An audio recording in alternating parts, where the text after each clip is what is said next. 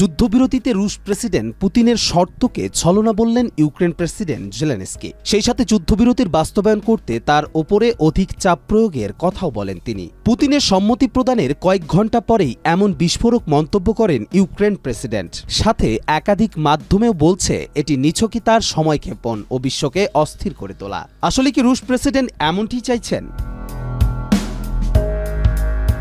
রাশিয়ার president Vladimir পুতিনের সাম্প্রতিক যুদ্ধবিরতির প্রস্তাবকে ছলনা বলে মন্তব্য করেছেন ইউক্রেনের প্রেসিডেন্ট ভলোদিমির জেলেনস্কি। তিনি মনে করছেন মস্কোর এই অবস্থান প্রকৃতপক্ষে যুদ্ধের অবসান ঘটাতে নয়, বরং ক্ষেপণ ও পশ্চিমাদের মধ্যে বিভাজন সৃষ্টির কৌশল হতে পারে। এর প্রেক্ষিতে জেলেনস্কি আন্তর্জাতিক সম্প্রদায়কে আরও কড়া অবস্থান নেয়ার আহ্বান জানিয়েছেন এবং রাশিয়ার ওপর অতিরিক্ত নিষেধাজ্ঞা আরোপের দাবি তুলেছেন।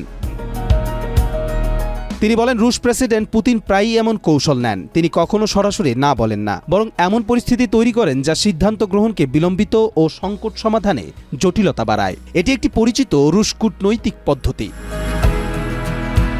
এর আগে প্রেসিডেন্ট পুতিন জানান তিনি যুদ্ধবন্ধে সম্মত, তবে সেটি হওয়া উচিত এমন এক যুদ্ধবিরতির মাধ্যমে যা সংকটের মূল কারণ নিরসন করে স্থায়ী শান্তি নিশ্চিত করবে। এই প্রেক্ষাপটে বিবিসি মনিটরিংয়ের রাশিয়া বিষয়ক সম্পাদক মন্তব্য করেছেন, পুতিনের হ্যাঁ এর মধ্যেই একটি সুস্পষ্ট না লুকিয়ে আছে। তিনি প্রকাশ্যে একটি ইতিবাচক মনোভাব দেখালেও বাস্তবতা সম্পূর্ণ ভিন্ন।